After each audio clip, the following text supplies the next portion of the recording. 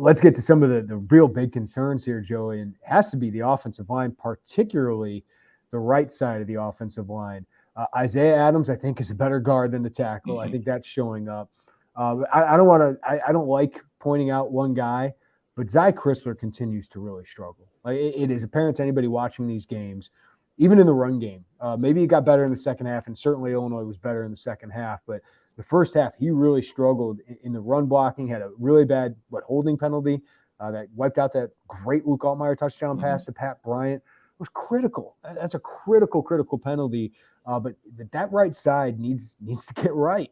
They are struggling. I was kind of shocked that Jordan Slaughter didn't come in and relieve Chrysler at one point, but the offensive line was not good in the first half, especially run blocking was my biggest concern. There certainly were some past things. They gave up that sack late in the half that just can't happen. You were close to getting points there. But this offensive line has not been nearly as good as you got. They'll probably get another D grade from me. They've gotten that or around that in every game so far this year. The offensive line is really underwhelmed, and going into Big Ten play, Dominic pointed out, Iowa's probably the best defense they will play remaining. I think Penn State and Iowa are those two.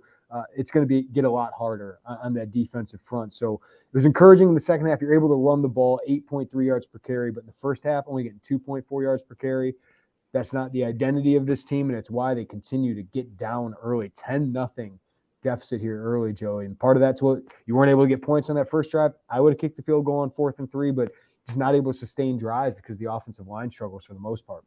Yeah, it's the same thing today. And the thing I thought that was interesting today was we had seen previously Jordan Slaughter come in for Zy Chrysler in kind of those moments, like a drive here, a drive there.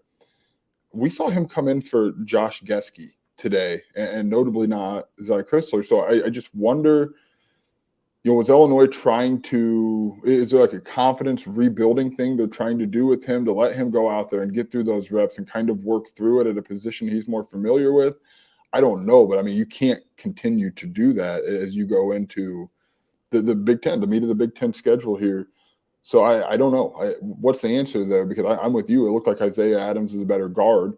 And I'm curious. I mean, we'll talk to Bart Miller on Wednesday. What's the actual transition from going from that left side where he's played his whole collegiate Big Ten career, right, and going over to the right side? It's not an excuse, but I don't know what those are. You and I didn't play offensive line, Jeremy, on the Big Ten. But what are your options, right? Like, I think Jordan Slaughter is somebody who's should be a very, very loud and present option for you at the guard spot. Is Hunter Whiteneck a guy? Is Zach Barlev a guy? I thought it was interesting that we didn't see the rotations this game that we usually had. Yeah, I was just shocked in the trust they had in Chrysler and not giving Slaughter maybe even a series. I'm not saying just completely bench Chrysler because he does have good moments, but he struggled this year.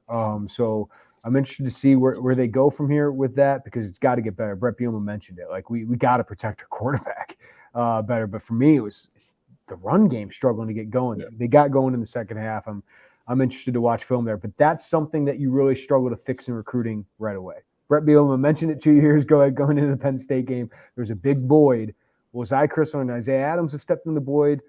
Desmond Schuster is not available yet. We need to follow up on him, by the way.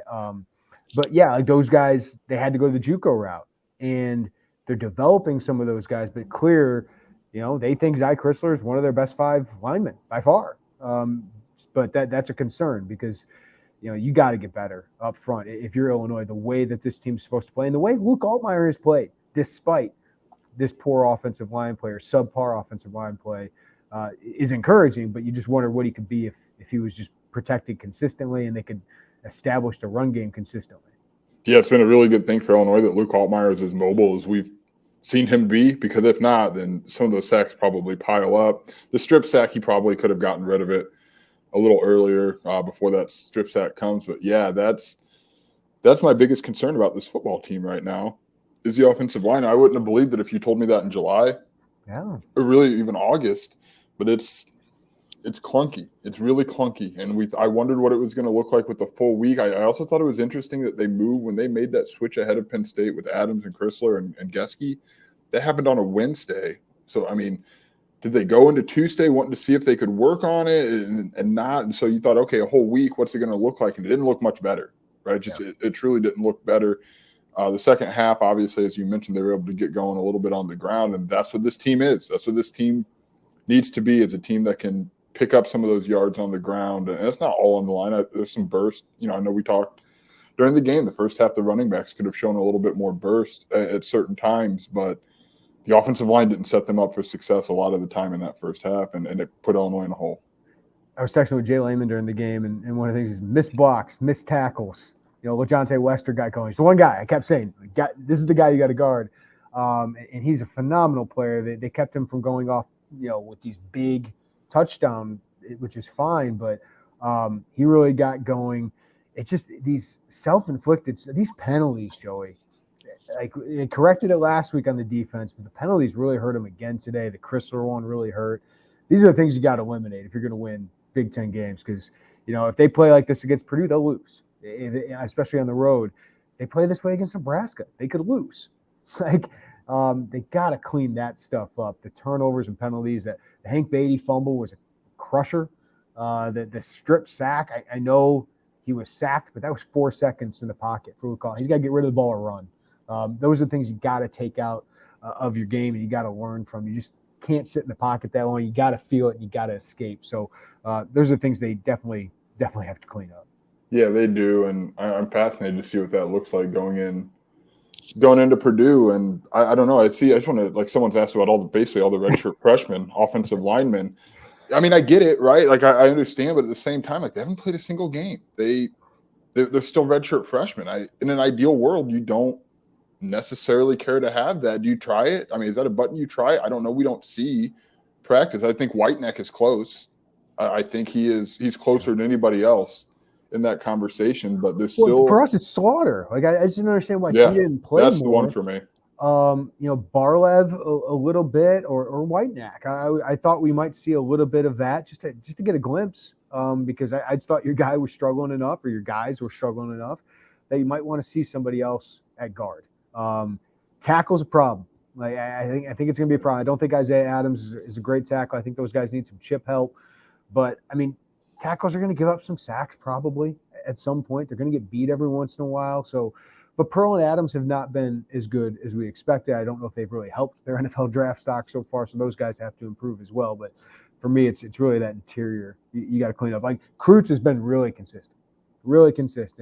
But you got to get better at those experienced guys. You got to get more out of.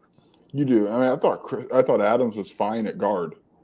Fine. I mean, not perfect, right? I don't know that he was necessarily exactly like sending a stock to the moon at guard, but I thought he was fine, and I just looks like a guy who doesn't have a lot of right tackle reps, and I think that's a problem. Geski's been pretty up and down, right? We've talked about everybody but him. He's been pretty up and down as well. Kreutz has been pretty stable for you, man, and that's the biggest question, right? We had all offseason center. That guy's been about your most stable offensive lineman through 4 games. Yeah,